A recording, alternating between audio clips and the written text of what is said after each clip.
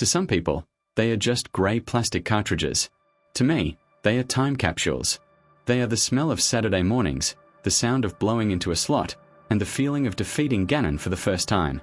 I'm 26 years old now. I live in a small apartment in the city, so I left my retro collection at my parents' house in the suburbs. It wasn't abandoned, it was archived. I had everything stored in a heavy-duty, waterproof plastic tote in my old bedroom closet. Inside that tote was my childhood, but also a small fortune. I had a pristine copy of Paper Mario, The Thousand-Year Door, GameCube. I had Conker's Bad Fur Day, N64, in the original box. I had Pokemon Emerald, Earthbound, SNES, and a limited edition Pikachu N64 console. I knew the market value. Conservatively, $4,000. Maybe more if I got them graded. I visited my parents last Saturday. It was a beautiful fall day. As I turned onto their street, I saw the sign stapled to the telephone poles, "Yard sale today." My stomach tightened. My mom loves yard sales. She loves decluttering. She watches those minimalism shows on Netflix and gets a gleam in her eye that terrifies me. I pulled into the driveway. The lawn was covered in tables. Old clothes, rusty tools, and chipped mugs were scattered everywhere. Strangers were digging through my childhood home like vultures. I got out of the car. "Hey, Mom."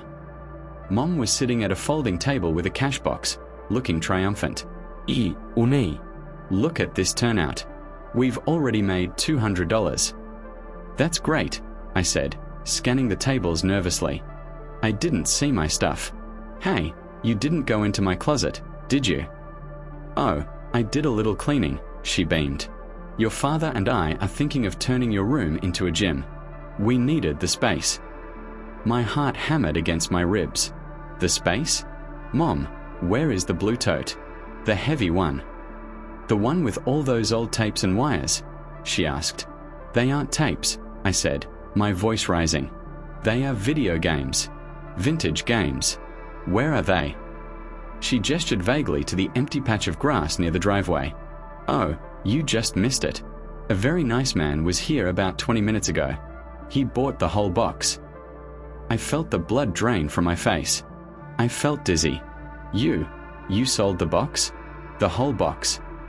Yes, she said proudly. It was heavy, and I didn't want to sort through it. He offered to take it off my hands. He even took the old grey box thing with the controller. The Pikachu N64. How much? I whispered. Mom, how much did you sell it for? Well, I was asking $5, she said, leaning in like she was sharing a secret victory. But he seemed hesitant, so I said he could have it all for $10 if he took it right then. Can you believe it? $10 for a box of junk. $10. For Earthbound. For Paper Mario. For the console. Ist hier. She was smiling. She thought she had won. She thought she had turned trash into lunch money. Mom, I choked out. That box was worth $4,000. Her smile didn't fade. It just turned confused. Don't be silly. They were old. The graphics are terrible compared to the new ones. Nobody wants that stuff. It was a collection. I screamed. Who was he? What did he look like? Is he still here? He drove a blue van, she said, looking offended by my tone. He left a while ago.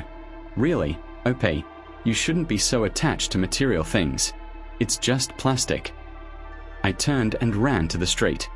I looked up and down the road. It was empty. The blue van was gone. And my childhood was sitting in the passenger seat, bought for the price of a sandwich. $4,000. Mom repeated, her voice dripping with skepticism. Op, stop lying. You're just trying to make me feel guilty because I cleaned your room. If those plastic tapes were worth $4,000, you wouldn't have left them in a closet. I left them there because I thought they were safe. I shouted, tearing at my hair. Who was he? You said blue van. Was it a neighbor? Mom sighed, looking at her cash box. I think it was that guy. Gary. The one who lives 3 streets over. He always comes early to yard sales. He runs some kind of online store. My heart stopped. Gary. I knew Gary. He was a picker. He was the guy who showed up at estate sales at 6 a.m. to buy grandma's jewelry for pennies and flip it on eBay. He wasn't a nice man. He was a shark. "I have to go," I said. "Don't you dare go over there and harass him." Mom yelled after me, "A deal is a deal. You're embarrassing the family." I didn't listen. I sprinted.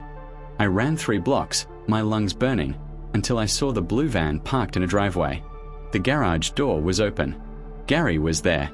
He was standing over my blue tote, holding my copy of Earthbound. He was looking at it with a magnifying glass. "Gary!" I yelled, running up the driveway. Gary looked up. He didn't look surprised. He looked annoyed. He quickly dropped the cartridge back into the box and put the lid on. "Help you?" he grunted. "That box," I panted, pointing at the tote. "My mother sold it to you. It was a mistake. She didn't know what it was. It wasn't hers to sell." Gary smiled. It was a greasy, unpleasant smile. "She seemed pretty sure to me. She took the $10. Receipt of sale is verbal. Possession is 9/10. "Gary, come on," I pleaded, trying to be reasonable. "That's my childhood collection. There is a Pikachu N64 in there. You know that's worth hundreds alone. I'll give you $50.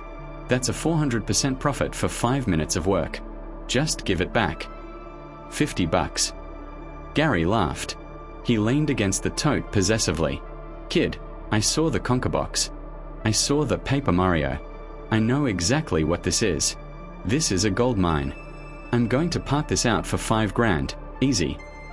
"You knew." I stepped forward, my hands balling into fists. "You knew she was an old lady who didn't know the value, and you ripped her off." "It's called capitalism," Gary sneered. "I didn't rip her off. She set the price. I paid it. If you're stupid enough to leave high-value assets with someone who doesn't know what they are, that's on you. It's stolen property." I yelled, "I am the owner. She did not have the right to sell it. If you don't give it back, I'm calling the police." Gary's smile vanished. He grabbed the handle of the tote and dragged it backward into his garage. "Call them," he challenged. "It's a civil matter. I have a witness, your mother, who sold it willingly. Now get off my property before I call the cops for trespassing." He hit the button on the wall. The garage door began to rumble down. "Gary, please." I begged, desperation taking over. "I'll pay you. I'll give you $500 right now. I'll go to the ATM."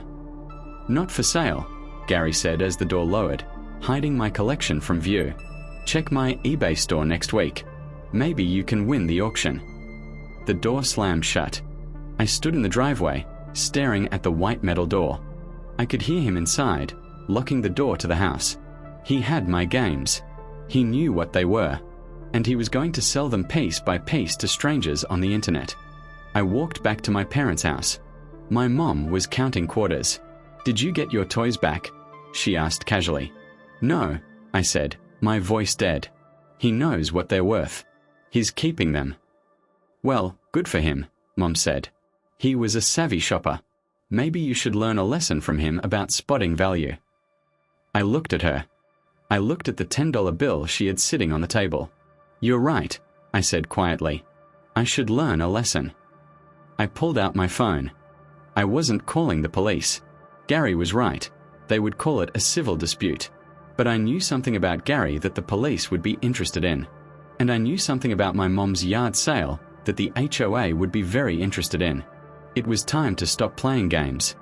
I walked back up the driveway. My mom was packing up the unsold junk, old t-shirts, bent spoons, and a half-used candle. "Did you calm down?" she asked, not looking at me. "Gary is a nice man. You shouldn't have yelled at him." "Gary is a thief," I said. "And so are you."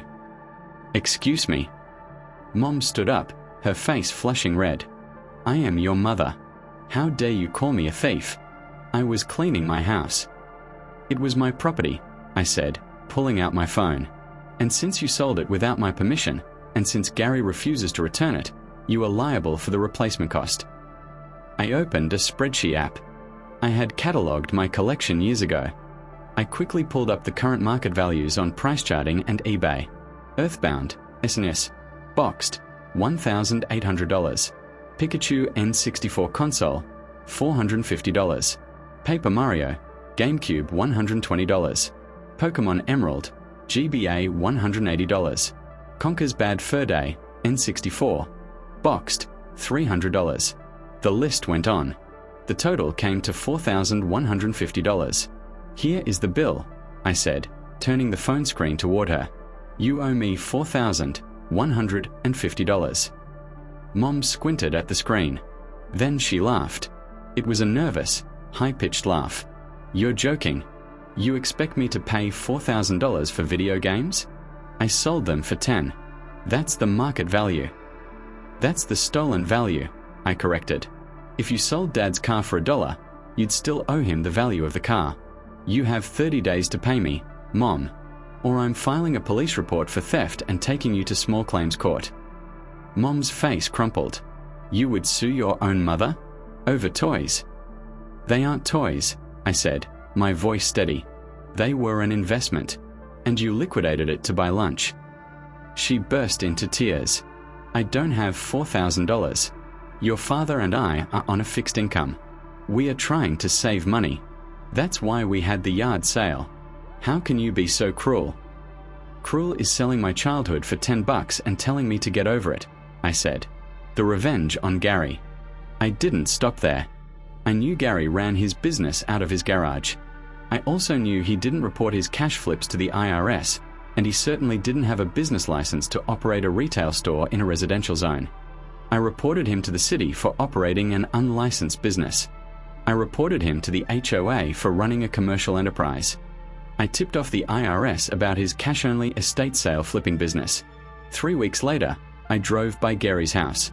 There was a cease and desist order taped to his garage door from the city. He was fined $2,000 for zoning violations. The aftermath. My parents didn't pay me the full amount. They couldn't. But I made a deal.